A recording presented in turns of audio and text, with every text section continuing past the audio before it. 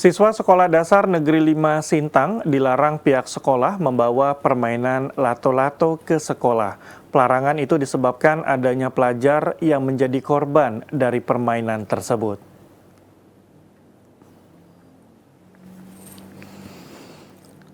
Pelarangan siswa membawa lato-lato di SD Negeri 5 Sintang itu dikarenakan adanya siswa yang menjadi korban dari permainan viral tersebut.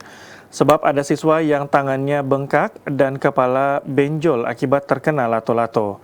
Kepala Sekolah SD Negeri 5 Sintang, Sukanto, mengatakan pihak sekolah langsung melakukan razia ke siswa yang membawa lato-lato.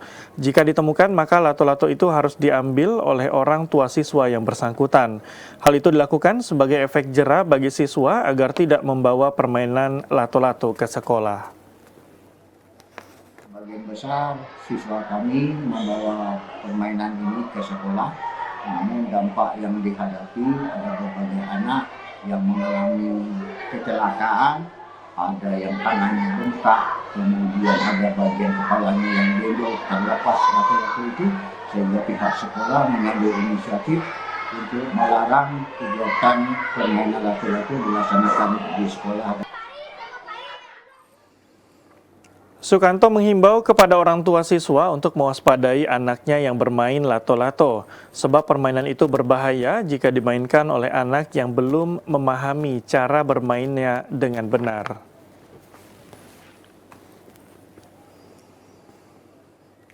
Sementara itu, saudara, viralnya permainan lato-lato membuat seorang anak laki-laki berusia 9 tahun di Kabupaten Kuburaya, Kalimantan Barat menjadi korban pecahan lato-lato.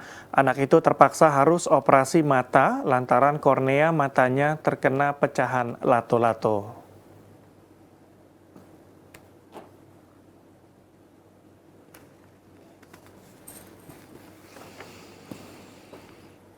Seorang anak bernama Arfa Naizar, 9 tahun, warga Desa Aranglimbung, Kecamatan Sungai Raya, Kabupaten Kuburaya, terkena pecahan lato-lato saat ia mainkan bersama teman-temannya di dekat rumahnya pada Selasa 27 Desember lalu.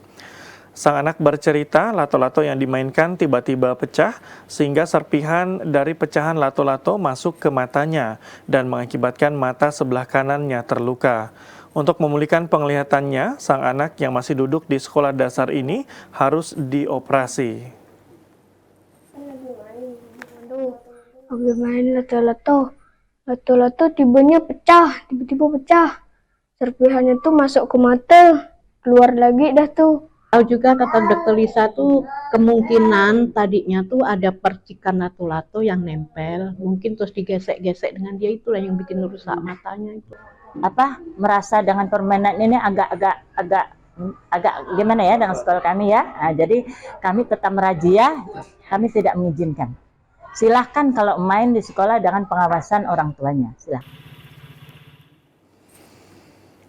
Atas kejadian tersebut, pihak Sekolah SD Negeri 7 Kuburaya menyatakan kejadian itu terjadi di luar sekolah. Namun akibat dari kejadian itu, saat ini permainan lato-lato yang dapat membahayakan bagi anak, pihak sekolah melarang untuk bermain lato-lato di lingkungan sekolah. Orang tua juga diharapkan untuk mendampingi dan memperhatikan anaknya saat bermain lato-lato di rumah.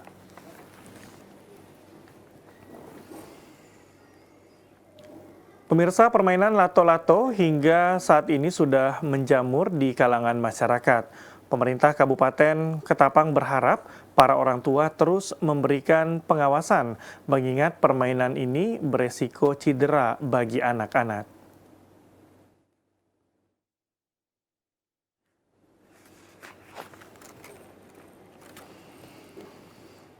Untuk menghindari cedera dan hilangnya waktu belajar anak akibat viralnya permainan lato-lato, pemerintah Kabupaten Ketapang meminta para orang tua dapat mengawasi anak saat melakukan permainan.